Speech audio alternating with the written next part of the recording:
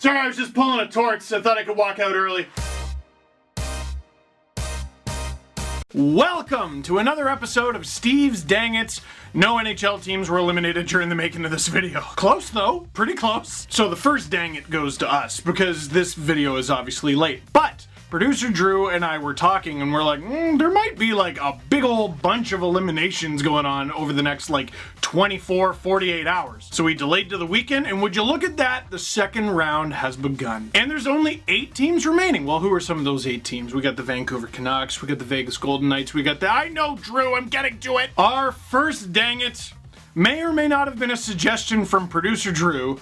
The Arizona Coyotes allow 14 goals in 2 games, and in the middle of all that, Nathan MacKinnon beats the brakes off Christian Fischer. And here's the hit.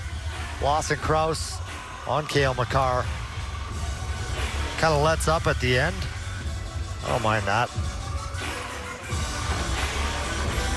Yeah, Makar was turning and still dangerous in the numbers. Colorado, as all good teams do, teammates, they come to the aid of their guy, and there's Christian Fischer and Nathan MacKinnon. Healthy cross-check by Fischer, and MacKinnon didn't like it. And that stick was right in the middle of it, and then Nathan MacKinnon knocks Christian Fischer to the ice. And I'll tell you, I like that Drew at least had the dignity to make the dang it about the Coyotes, who the Avalanche beat. Because if you were to read my mentions, it's as if the Avalanche beat Kyle Dubas specifically. I made a video of me crying while buying an Avalanche jersey, and then I posted it. Look who liked the video! Are you kidding me, Naz? So the Coyotes are getting completely worked by the Avalanche, and what do you do when you're getting worked? You punch them in the face. You show that you're in it. I don't know, at least that's what I was always told. And, you know, star players are more vulnerable than they used to be. You used to have like 2 or 3 hired goons on your team, 250 pounds apiece, and their hands are made of fire hydrants. So Christian Fischer decided, I'm gonna open the Nathan MacKinnon door. And that was a mistake. Look at Naz. Look at us stay on the bench, Naz. Watch the suspense, Naz. Oh my God, Naz. But if you're a Coyote on the bench, you got to be looking at that fight going, yeah! Oh my God! Nathan MacKinnon is a problem, man. Not just for his amazing skating, not just for his amazing finishing ability. I was in the locker room with the Avalanche when they were visiting Toronto once, and we asked what his off-season routine was, and he said that he liked to box. Nathan MacKinnon, boxer. I went to Halifax, and if any Haligonians are watching this video, what have you seen in the summer? Because every person I ran into is like, you know, if you hang around, you'll actually see Nathan MacKinnon and Sidney Crosby running up and down Citadel Hill. The speed and agility of the Flash, the strength and rage of the Hulk, his diet is your hopes and dreams. Do not open the Nathan MacKinnon door. Wow, is that a dang it. But for everyone else in the National Hockey League, now you know. Now that Drew's passed out from happiness, who's going to edit the rest of this video? It's not going to be me. It's not going to be on iMovie. For our next dang it, if you're new here, that's great. If you've been watching for a while, what is the one guaranteed thing that gets you in a dang it video? That's right, goalies thinking that they're Erik Karlsson in the 2017 playoffs. Stay in your net. Knock it off. Yaroslav Halak for the Boston Bruins. Spectacular otherwise. What are you doing? Morgan Geekie refines the handle. He'll dump it in. I gotta wonder why oh boy. Look out, they score! The Canes jump on it. A loose play for Nino Niederreiter. Gift wrapped. And Carolina cuts the lead in half. Whiffed in, Rich shoot in, and then Halak with this failed attempt to clear, and the goaltender's nightmare, Brian. Yep. Just trying to do too much, and he had his head down. He didn't see Niederreiter there. The play was to just give it to McAvoy in the corner. And once he got it to his forehand, it was almost like he set his mind up. Oh, like, it's funny now. Boston beat Carolina. They beat them pretty handily, and now they're moving on to the second round. But in this particular scenario, the Bruins have a 2-0 lead, which in 2020 just evaporates like that. And it's a 1-1 series. And remember, this is game 3. This was the first game where it's like, all right, Halak's the starter now. Imagine if he blows this game after that. That is a dang it. and it could have been much bigger than it was. Our next dang it also comes from that series. Drew, I don't appreciate that this was put on the list, actually. It says here, the Carolina Hurricanes blow a 3-0 lead in the third period to the Boston Bruins. Who's the goal? I didn't get the name. Is that Mrazek? It's Mrazek, right? All night long. Here's in after the puck is Jake DeBrusk, and he scores. Finally gets one to go off that line. I'm not sure if James Reimer still even knew what happened. It's Gardner on the outside. Fleury goes around, and, credit to Brusk. He chipped that up and over. That was a nothing play that, you're right, he just chipped it past Fleury. Fleury wasn't quite ready to turn quickly, and you talk about taking a little monkey off your back. A lot of pressure on this line, and you mentioned the wingers trying to get something going. A late reaction by Reimer. I don't like that one. No, I don't like, I said I don't like it. Why are you still showing it? Stop! Stop! Stop it! Producer Drew. More like Bully Drew. Ugh, I don't like, why would you do that to James? Get to the next, dang it. All right, on this, that's the same one, Drew! The same one! Get rid of it! Get it off! How to socially distant fight your producer. Actually, I might get a significant chunk of Alberta trying to fight me after this one because, speaking of blown 3-goal leads, the Calgary Flames up 3-0 in an elimination game, which is apparently a rough position to be in, and it just slowly fades away. The Dallas Stars score a goal, and then they score a second goal and a third goal, and they don't just tie it, they keep going, and they don't just double it up, they keep going. Matthew Tkachuk is beside himself. He can't stand it. They score again. 7 straight goals for the Dallas Stars, helped by the wonderful work of Denis Gurianov. He was actually my pick for breakout player of these playoffs. Thank you very much. The Dallas Stars leave no doubt and end the Calgary Flames season, but to have a 3-0 lead that early in an elimination game, that's a dang it. Actually, you want to see the real dang it? What is the purpose of this penalty from Milan Lucic? Ottinger has never played in the NHL, let alone the Stanley Cup playoffs. There was Lucic taking a star into Hudobin, who hits the deck. And I think that's going to be a penalty against the Flames. What are you doing? What are you doing? That's the sort of thing that you could justify if your team is down and you're trying to get them going. Even if you take a penalty, you're at least trying to get them going. What are you doing? You're up 3-0 early. You're having the best playoffs that you've had over the better part of a decade. You set a Flames record, and that is what cued the comeback for Dallas. That's a huge dang it. Why? Why? Hope you're enjoying this dang it's video so far, but now a few words from John Tortorella. Hey, John, you guys fell down 2-0, and then after that, it's one of the most dominating stretches of play that you've had in this postseason. Are you guilty then of playing the clock there in the final 8 minutes? No. 2-goal lead? No, they had 3 shots. Next question, Neil McHale, Inside Hockey. Hey, John, I know it's hard after the series loss to really compress your thoughts, but what has this whole experience been like, being in the bubble, being so close to your players, working with them on a day-to-day basis, and just mentally seeing them come back after a pause in times that have been unlike any in, human. You know what, guys? I'm not going to get into the touchy-feely stuff and the moral victories and all that. You guys be safe. No, I meant that literally. Like, very few words. Listen, John Tortorella and the Columbus Blue Jackets eliminated the Toronto Maple Leafs, so this is going to sound like sour grapes. I can sympathize with John Tortorella. Emotions are high after an elimination, obviously. I get that feel. And the guy has been just handing out quotes and clips for free basically his entire career. When he was with the Tampa Bay Lightning, when he was with the New York Rangers, when he was with the Vancouver Canucks, and he's never really stopped. Just last year, he talked about Anthony Duclair just not being very good and Artemi Panarin pooping his pants. That was on the same day. But because I've had a chance to watch a lot of John Tortorella in these playoffs, I know this.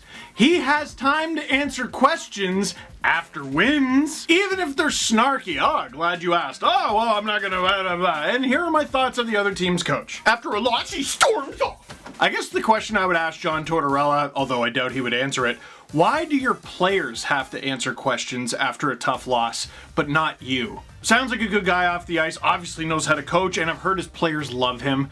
Just answer some questions, man. That's a dang it. For our next dang it, just a quick one. I wanted to talk about the St. Louis Blues winning the Stanley Cup and then going down in the first round. I wasn't sure which clip to use until Tom Taylor on Twitter sent me this. Oh, Jacob De La Rose. Jay Beagle off the bench trying to knock it down. Mott took a whack at it. De La Rose stepped on it. Beagle scores! Jay Beagle has the icebreaker. 3:45 in. To start this one off. A mishap here stepping on the puck. Looks like it's controlled as this puck comes along the wall, and you're going to see De La Rose fall on that puck. He can't kick it out, and Jay Beagle pounces on it, walks in, picks his corner, and buries it.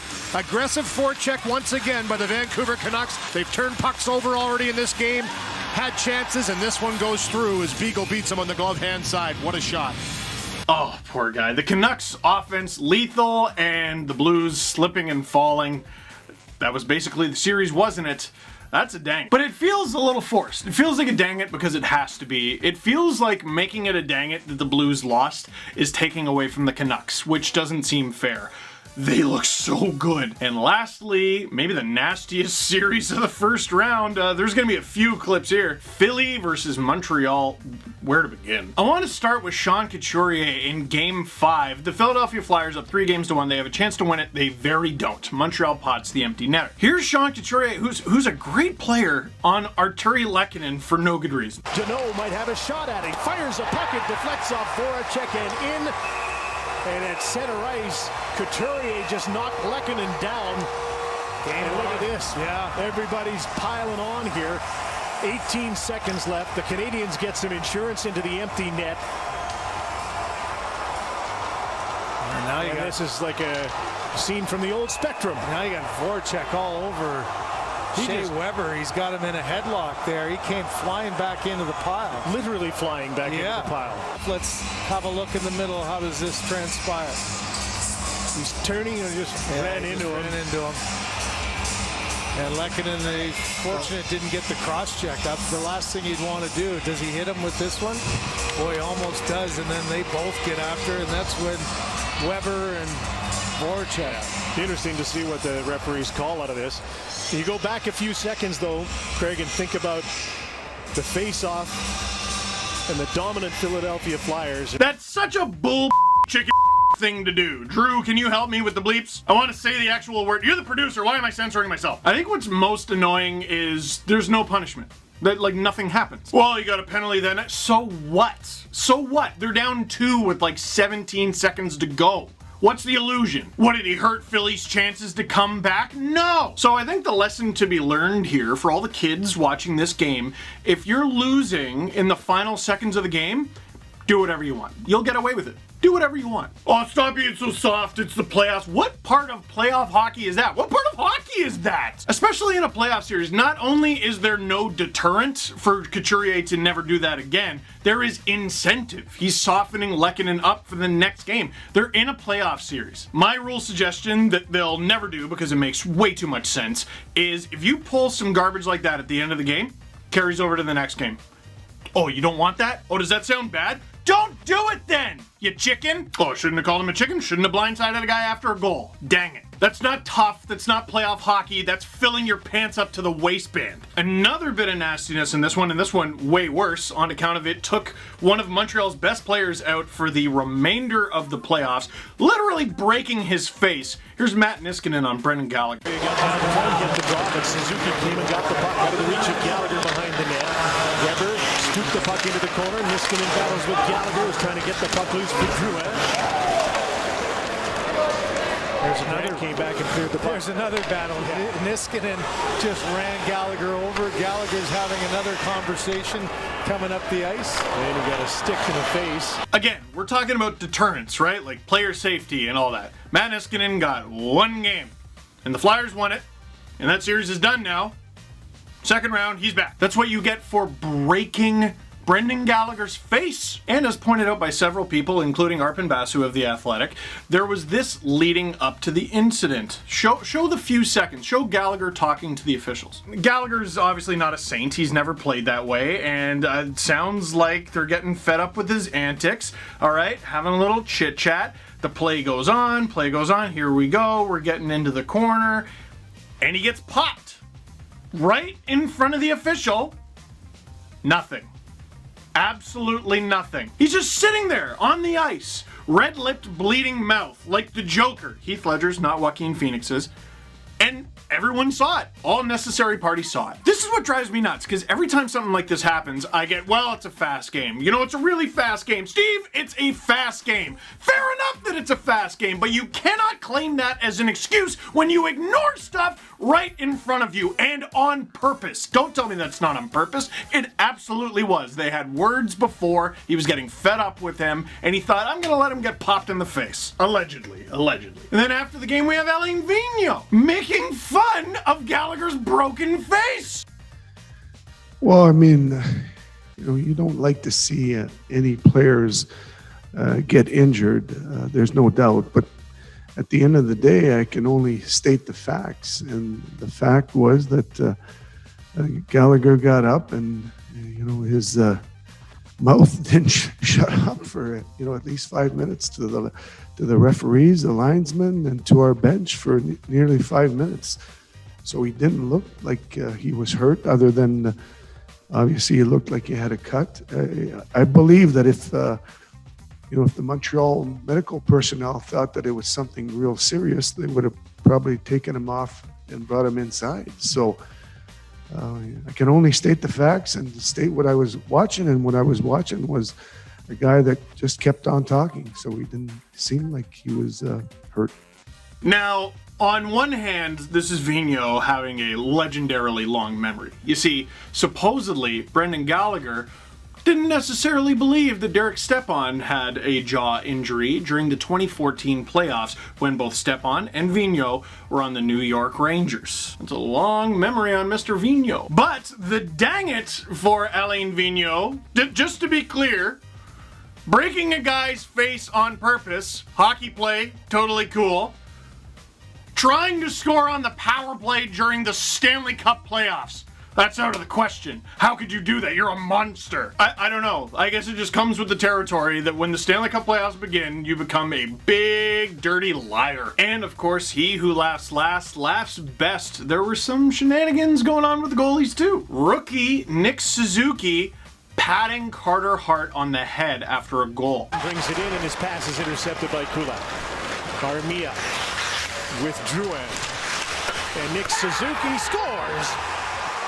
Wasn't even into it. He watched for 5 minutes. Listen, I am absolutely not going to call out Nick Suzuki for doing that, because no one got hurt, and it's hilarious. But you know what's coming if you lose, right? You know what's coming. Final seconds of the series. Drew, go ahead and show it. 10.9 on the clock as Barton drops the puck. And a battle ensues. Suzuki couldn't come up with a puck. Thompson takes it to the boards. He's just trying to eat this and kill some time. Battle for the puck along the boards again. And will it stay there or will it get out front? They work it to the side of the net, to the front of the net. And the Philadelphia Flyers hang on and win the game and the series.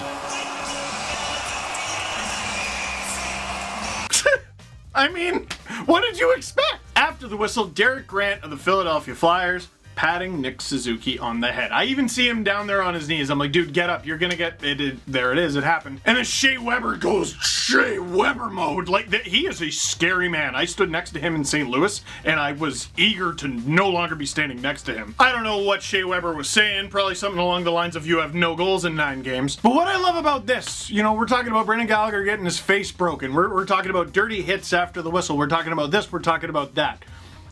Everything that should have happened in this scenario did. Well, almost. It was so close to perfect. I'll tell you why. Nick Suzuki patting Carter Hart on the head. Hilarious. Oh, you could call it poor sportsmanship, but that doesn't make it not hilarious. Philadelphia ends up winning the series. Nick Suzuki gets patted on the head. Hilarious! Shea Weber, the big and scary captain of Nick Suzuki's team, sticking up for his rookie.